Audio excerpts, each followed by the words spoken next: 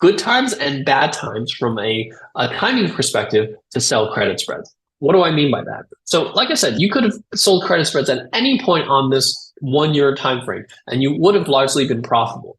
But if you sold credit spreads, let's say up here, right, as the stock made a new recent high. So prior to that, this was the highs. And maybe let's say the stock made a new high and you said, we started a new trend, let me sell a credit spread.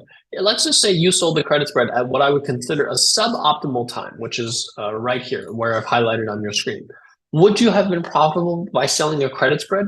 The short answer to your question is yes, but you would have had to sit through some chop. You would have had to sit through some pain for probably a few weeks before the stock eventually got back above your strike price that you sold and turned out to be a profitable trade. So you would have been profitable, but it would have taken you quite a bit of time, and you would have had to sit through some pain, some unrealized losses in order to get to the other side of that profitable trade.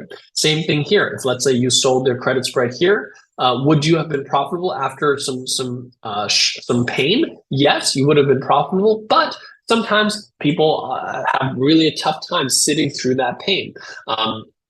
And there were multiple instances, right, where the stock looked like it was making new highs, where if you sold them at kind of what I would consider the worst possible time, like the parts that I've highlighted, you would have been profitable within just a few weeks' time. But like I said, you would have had to sit there for a few weeks and you would have to suffer through some pain.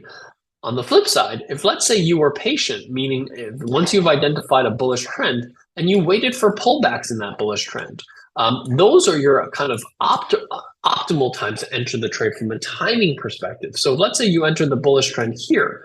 Well, guess what? You would have been profitable within just a few days, and you wouldn't have to sit through as much pain, and you would have been in the trade for a much shorter amount of time and would have been able to take profits much, much quicker. So that's really kind of where, when you're looking for these types of trades, not only do you want to find trades that give you that edge from an options trading perspective where you're collecting more than 1/3 of the vertical width, you also want to try to layer in some technical analysis, some timing, because that can significantly reduce the amount of time that you're in the trade and reduce the pain that you have to potentially experience to get to the other side of that profitable trade.